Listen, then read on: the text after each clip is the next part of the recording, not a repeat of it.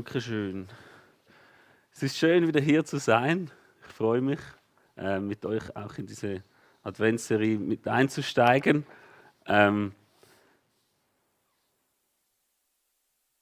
Wie gesagt, ich bin sehr gut angekommen in Winterthur. Es macht mir sehr große Freude, auch unter anderem, weil es darum geht, sich immer wieder zu fragen, wie können wir das Gute, das wir haben, in unserer Gesellschaft auch sichtbar machen? Wie können wir das teilen? Wie können wir den Menschen neu sein? Wie können wir mit ihnen sein? Wie können wir unser Leben mit ihnen auch teilen? Unter anderem auch darum war es für mich völlig klar, dass wenn wir uns mit dem Wort beschäftigen, Immanuel, Gott mit uns, dass auch für mich darin ganz klar eine Aufforderung da steckt, mit den Menschen zu sein. So wie Gott mit den Menschen ist, so sollen auch wir mit den Menschen sein. Wenn ihr das mitnehmt, dann habt ihr es geschafft. Das ist das Wichtigste zum Anfang. Genau, wir wollen in den Text hineinsehen, wo das steht. In Matthäus 1, 20 bis 23, wo es heißt, als er noch so dachte, siehe, da erschien ihm ein Engel des Herrn im Traum und sprach: Josef, du Sohn Davids, fürchte dich nicht, Maria, deine Frau, zu dir zu nehmen. Denn was sie empfangen hat, das ist von dem Heiligen Geist. Und sie wird einen Sohn gebären, dem sollst du den Namen Jesus geben. Denn er wird sein Volk retten von ihren Sünden.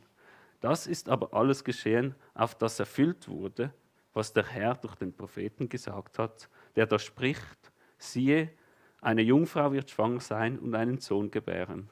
Und sie werden ihm den Namen Immanuel geben. Das heißt übersetzt Gott mit uns. Als nun Josef vom Schlaf erwachte, tat er, wie ihm der Engel des Herrn befohlen hatte, und nahm seine Frau zu sich. Und er erkannte sie nicht, bis sie einen Sohn gebar, und er gab ihm den Namen Jesus.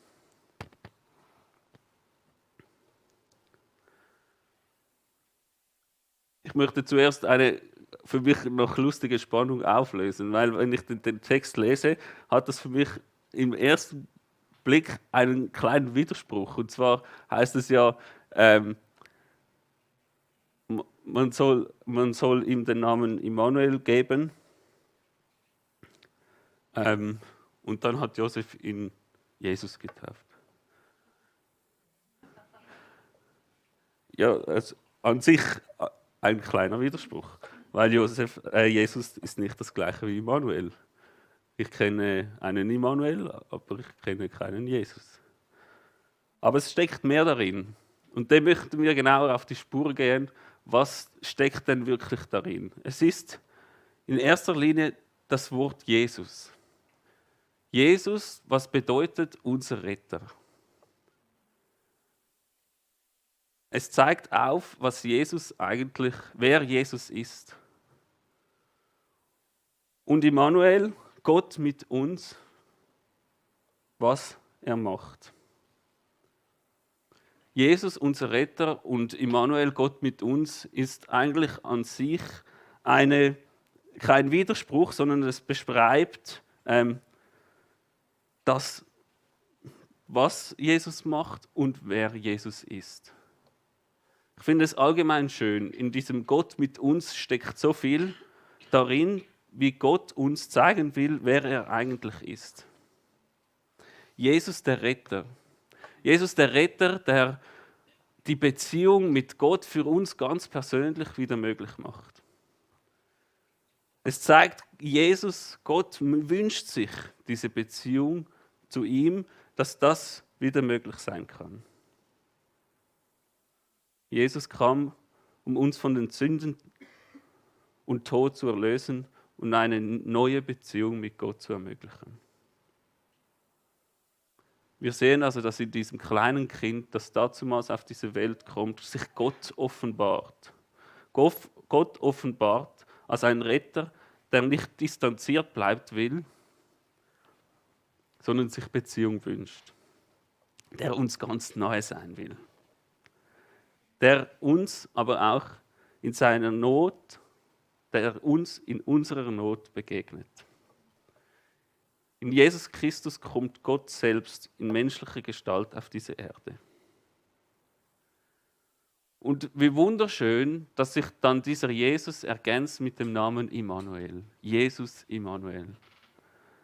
In dem es nicht einfach ein einmaliges Rettererlebnis ist, wo Gott irgendwie punktuell mal auf diese Welt kommt, uns rettet, Beziehung wieder möglich macht und dann wieder weit weggeht, sondern es ist eine Ergänzung, die diesen punktuellen Jesus, der uns rettet und uns Rettung möglich macht, weiter ausbaut zu einer ewigen Perspektive. Einer ewigen Perspektive, wo uns Gott zuspricht, ich bin immer bei euch. Nicht nur an einem einmaligen Rettungserlebnis. Es ist eine tiefgehende persönliche Erfahrung. Es ist nicht für einen Moment, sondern das Rettererlebnis und die Beziehung, die sich Gott mit dir wünscht, es ist ewig. In Jesus wurde Gott Mensch, damit wir erkennen können, wie nahe das er uns ist. Er drückt sich oder er zeigt sich also als Mensch, damit wir ihn immer besser kennenlernen können. Damit wir mehr über ihn erfahren können und sehen können. Und sofort aber wird auch klar von Anfang an, gerade in dieser Beziehung, dass Jesus der verheißene Gottessohn ist, der die Rettung bringen wird, aber auch sich über diese ewige Beziehung Gott mit uns wünscht. Ich habe ein Zitat mitgebracht: Weihnachten ist keine Jahreszeit, es ist ein Gefühl. Und ich glaube, auch das können wir in Immanuel merken. Indem er quasi Jesus zusätzlich auch den Immanuel zuspricht, geht es nicht darum, dass es einfach nur ein einmaliges Rettererlebnis ist, sondern dass Gott sich immer wieder Erfahrungen wünscht, die du mit ihm machen kannst. Er wünscht sich, dass du ihm immer wieder begegnen kannst, dass du mit ihm in Beziehung sein kannst.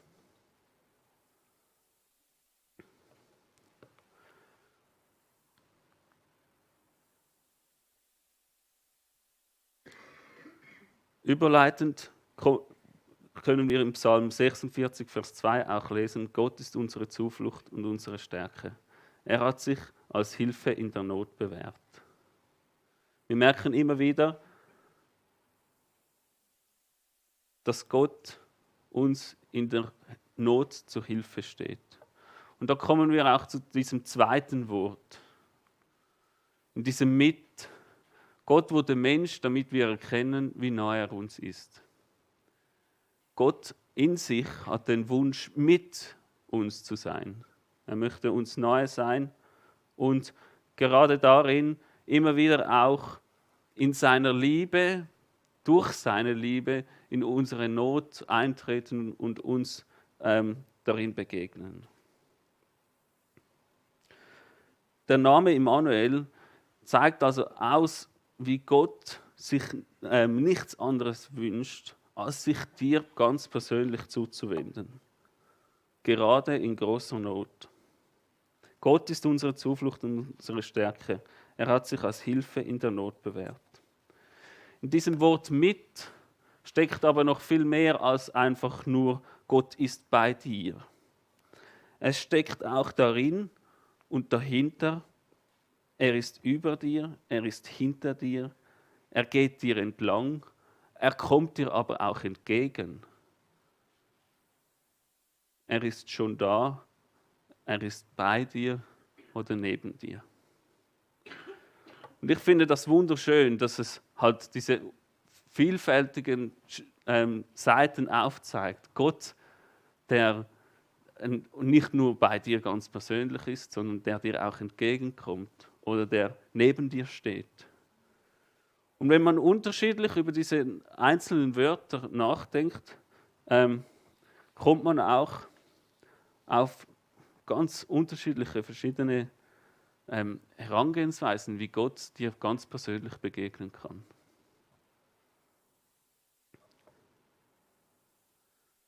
habe ein weiteres Zitat dabei von Corrie ten Boom, wo sie schreibt: Gott schreibt seine Liebe auf den Boden unserer tiefsten Not. Immanuel ist eine Zusage, dass Gott dir in deiner Not begegnen will.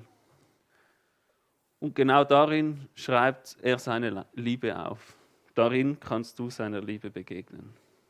Mir ist es ja immer wichtig, dass es auch ein bisschen interaktiv ist. Darum fände ich es schön, würde ich euch einladen, zu zweit, zu dritt oder zu viert zusammen die Köpfe zu strecken und euch mal fragen, wie erlebst du Gott? Und was könnte es für dich bedeuten, wenn Gott mit dir ist, aber auch wenn Gott dir entgegenkommt oder wenn Gott neben dir ist?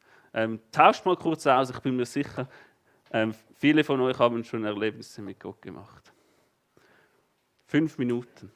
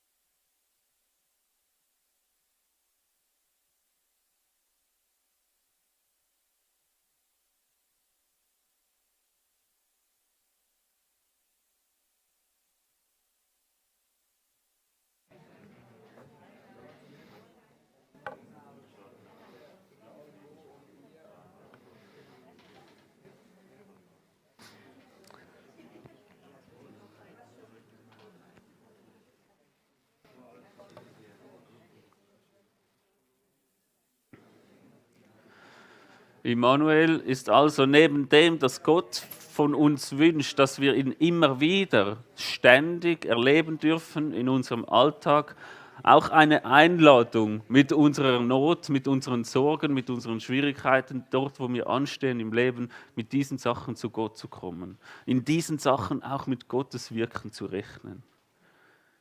In diesen Sachen auch immer wieder das vor Gott zu tragen und ihm hinzulegen, damit er Raum bekommt, darin zu wirken und darin auch Großes machen kann. Und zum Schluss haben wir noch das Wörtchen uns. Gott mit uns. Ich finde es super interessant, dass es nicht heißt Gott mit mir oder Gott mit dir, sondern es heißt Gott mit uns. Für mich steckt da auch eine kollektive Dimension drin.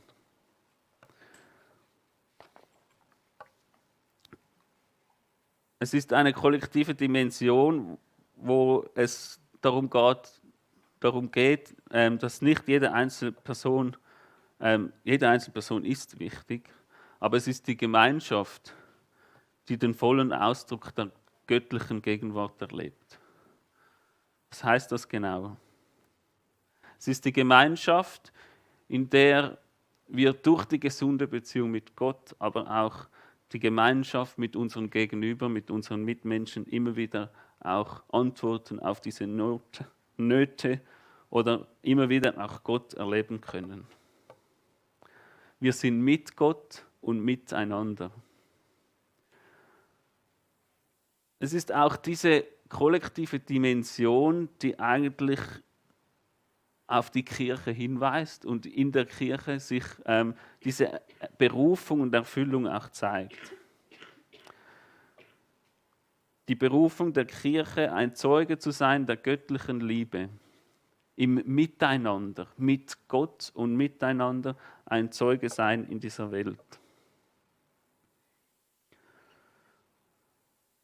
Ich habe einen Vers mitgebracht aus Hebräer 10, 24 bis 25, wo es heißt: Spornt euch gegenseitig zur Liebe und zu guten Taten an und lasst uns unsere Zusammenkünfte nicht versäumen, wie einiges tun, sondern ermutigt und ermahnt einander, besonders jetzt, da der Tag seiner Wiederkehr näher rückt.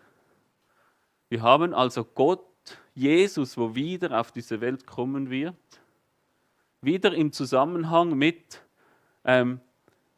wir sollen zusammen sein, zusammen in der Liebe, die Gott uns zeigt, diese guten Taten hinaustragen. Es steckt also in der Wiederkunft Jesu oder als Jesus das erste Mal Gott sich in dieser Welt zeigte, auch immer wieder diese kollektive Dimension, die hinweist, dass Gott sich ganz speziell im Zusammensein auch vergegenwärtigt und anwesend ist. Deshalb ist es so besonders wichtig, dass wir das Christsein nicht für uns alleine oder einfach für dich ganz persönlich, nur für dich ganz persönlich leben, sondern es ist wichtig, dass sich Gott genau da zeigt, wo wir im Miteinander mit Gott und mit unseren Mitmenschen unterwegs sind. Und das scheint mir besonders wichtig auch für die Weihnachtszeit. Die Weihnachtszeit ist eine Zeit, in der Gott mit uns besonders spürbar werden kann. Die Menschwerdung Gottes in Jesus Christus zeigt uns, wie tief Gottes Nähe geht. Er wird Teil unserer Welt, unseren Freuden, aber auch unseren Schmerzen. Und diese Nähe hat eine ganz praktische Konsequenz. Echte Gemeinschaft. In der Weihnachtszeit, wo es oft sehr hektisch zu und her geht, wo es oft sehr isoliert ist oder wo wir mit unseren eigenen Problemen irgendwie zu bewältigen versuchen, haben wir oft nicht das Zeit für wirkliches Dasein. Mit und füreinander. Dasein mit und füreinander. Ein unglaublich großes Geschenk, das uns Gott macht, indem er sagt, ich bin mit dir. Und ich glaube auch, so unglaublich groß kann ein Geschenk sein, wenn du zu jemand anderem kommst und ihm wahrhaftig sagst oder dir Zeit nimmst, wahrhaftig da zu sein. Es gibt doch immer wieder diese Momente, wo man vielleicht traurig ist oder zerrissen. Und man einem Freund in die Augen schaut und sagt, ich weiß, diese Situation ist nicht einfach, aber ich fühle mich von dir verstanden, wirklich verstanden, weil du für mich da bist. Die Weihnachtszeit, also auch immer wieder da, wo wir uns damit auseinandersetzen, dass Jesus in diese Welt gekommen ist also auch eine Zeit, in der wir uns vielleicht besonders auf diese Menschen konzentrieren, die einsam sind. Menschen, die in dieser Zeit besonders isoliert sind. Sie brauchen Gemeinschaft und ein echtes mit dir. Ein Ort, wo du dir Zeit nimmst, um da zu sein. Die Weihnachtszeit ist vielleicht auch eine Zeit, wo der Begriff Immanuel zu dir sagt, es geht nicht immer darum, gleich zu antworten. Oft braucht es nicht die richtigen Worte, sondern ein geduldiges, liebevolles Dasein. Ich finde es so interessant, wir haben uns ja in dieser gesunden Beziehung mit Gott haben wir ja so eine Grundtendenz, dass wenn wir mal endlich einen gefunden haben, der uns wirklich gut zuhört, dann können wir ihn ordentlich vollplappern. Und da kippt es dann fast manchmal auf die andere Seite, dass wir vergessen haben, dass ja Gott auch mit uns im Dialog ist und wir ihm manchmal auch zuhören sollen. Wie viel muss doch Gott uns einfach nur zuhören?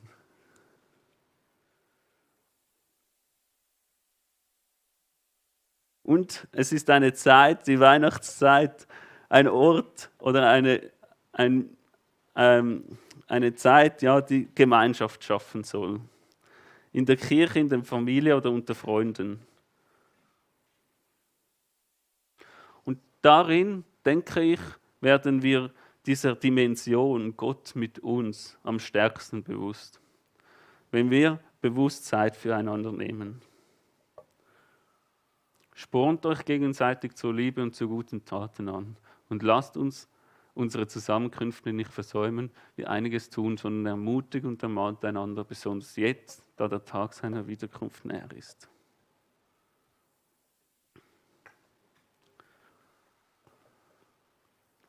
Es zielt also auf die Gemeinschaft ab. Die Gemeinschaft, die wir haben in der Kirche. Die Kirche ist nicht der Ort, an dem sich Heilige versammeln, sondern wo die Gebrochenen die Nähe Gottes finden.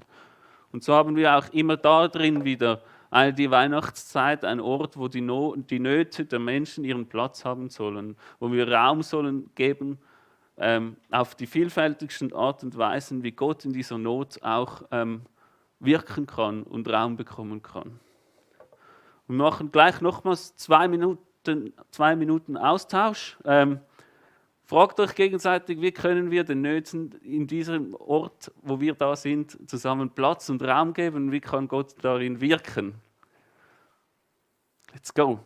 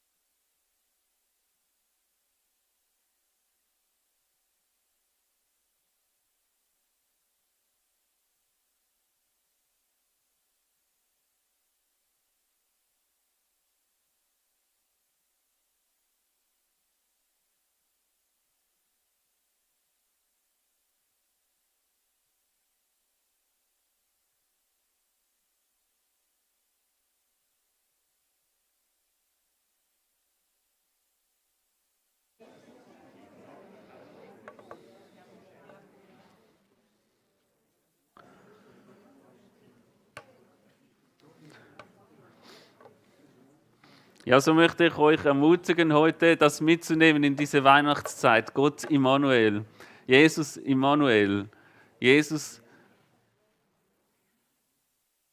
der es möglich gemacht hat, dass wir wieder in dieser Beziehung mit Gott sein können, dass wir ihn erleben können, dass er es möglich gemacht hat, dass wir ihn erfahren können in unserem Alltag. Jesus, der es möglich gemacht hat und Immanuel, der es weiterträgt durch dein Leben, immer wieder sichtbar macht, dass du Erfahrungen mit Gott machen kannst. Und er sich wünscht, gerade in deiner tiefen Not Platz und Raum einzunehmen und darin zu wirken.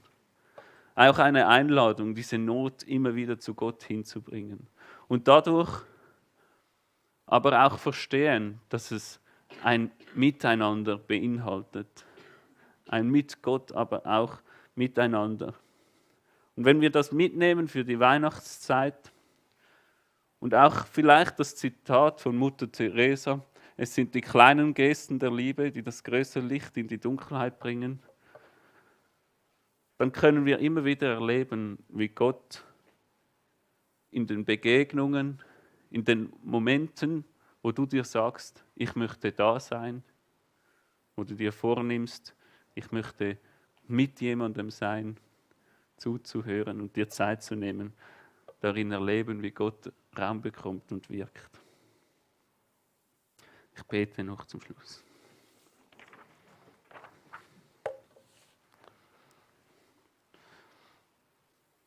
Vater, ich danke dir, dass du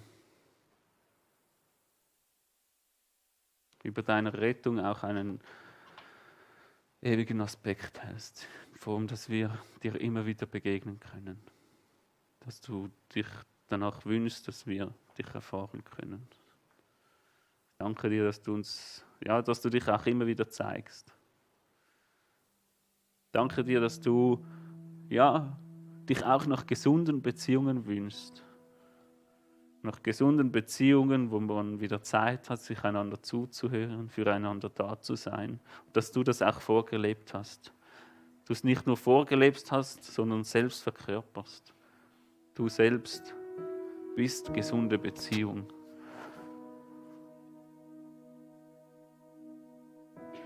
Bei dir können wir wirklich gesunde Beziehung, Freundschaft und ein starkes Miteinander erleben. Und das möchte ich, dass das jeder für sich erfahren kann.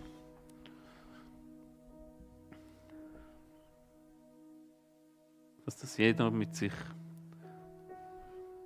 aushandeln kann. Wo können wir uns Zeit nehmen für diese gesunde Beziehung und diese gesunde Beziehung auch nach außen tragen.